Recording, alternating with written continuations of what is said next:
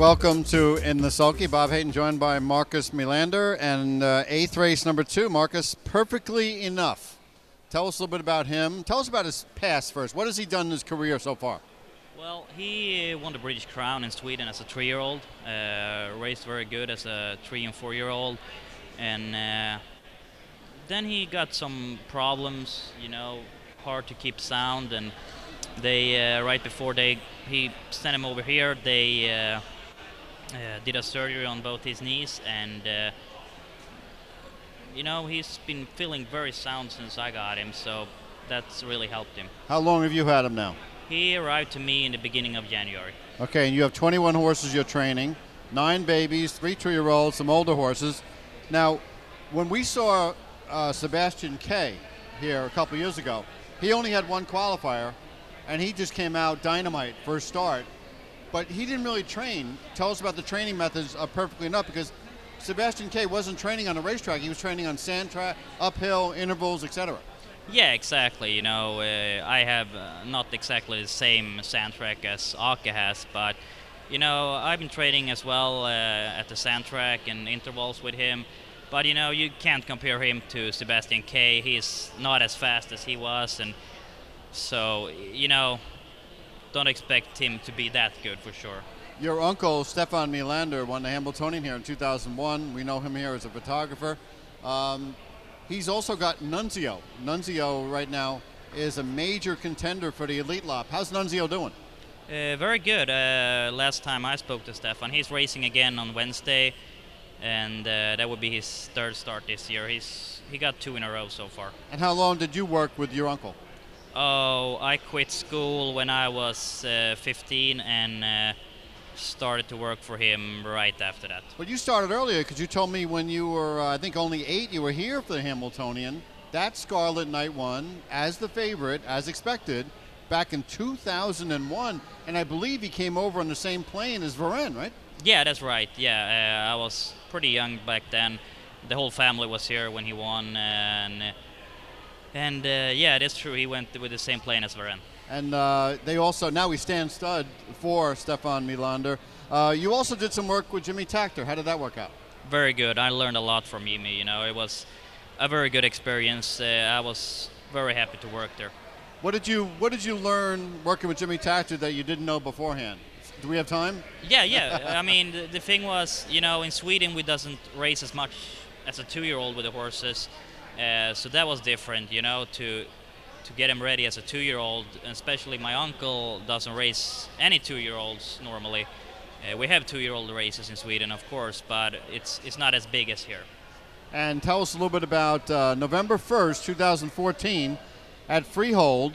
You won your first race. Was this horse really named Always a First Time? Really? Yeah, that's true. That was a little ironic, She was a pacer. We bought there a couple of months before, and then we trained her a long time, and I think it was the 2nd start for us. She was 2nd in the 1st start. I was beat by a nose, and then she won the start after that. And then you won your first Meadowlands race. I believe you had post 10 at big odds, sat a 2-hole trip, and with Wygant Princess. What was that feeling like?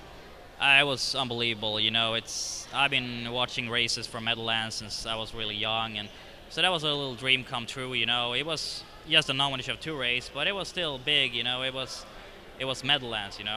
Like, do you have friends and people watching when you won your first Meadowlands race? What was it like for you with texts and calls and things like that? Yeah, it's of course my family was watching.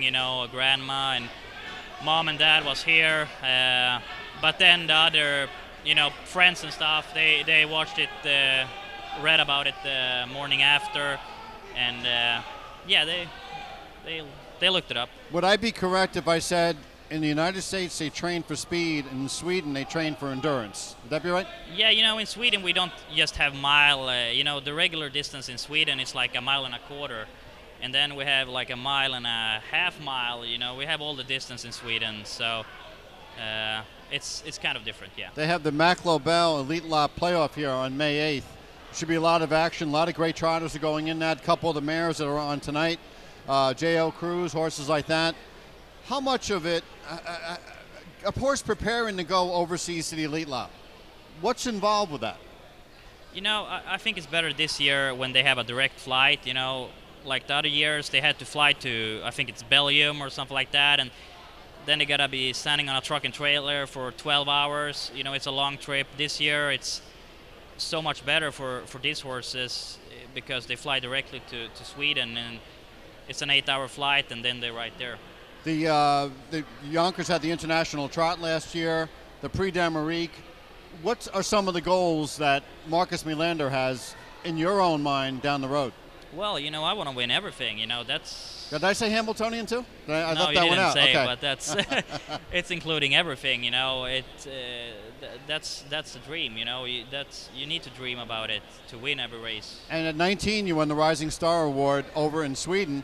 What happens if someone sees you with some talent and says, "Wait a second, maybe you can be a catch driver here instead of training"? What would happen then? Yeah, you know, I love to drive. You know, it's so fun. You get an extra kick out of it. You know, but I really love to train horses as well. I mean, when you train your horses and then you bring them out to race and you win with them, it's a special feeling. You know, when you do that. Looking well, before we let you go, the 8th race, your horse number 2, Perfectly Enough. What about him? Now he's not raced here at the Meadowlands before, under the lights, etc. What's he thinking? First start in the States. What do you think when he steps on the track? Well, he behaved himself good at the qualifier, and I was happy with him, you know. But I think maybe he need to race, you know, like we talked about before. He haven't raced since July last year, and he probably need to race. But we'll see. Okay, well, I think Jimmy Tactor was older than you when he won his first race here with Baltic Speed, so you got a little jump on Mr. Tactor. So, Marcus Melander, thanks so much. Good luck tonight at Perfectly Enough, and we hope to be seeing you in some of the trotting classics down the road. Hope so. Great, thanks. Thanks.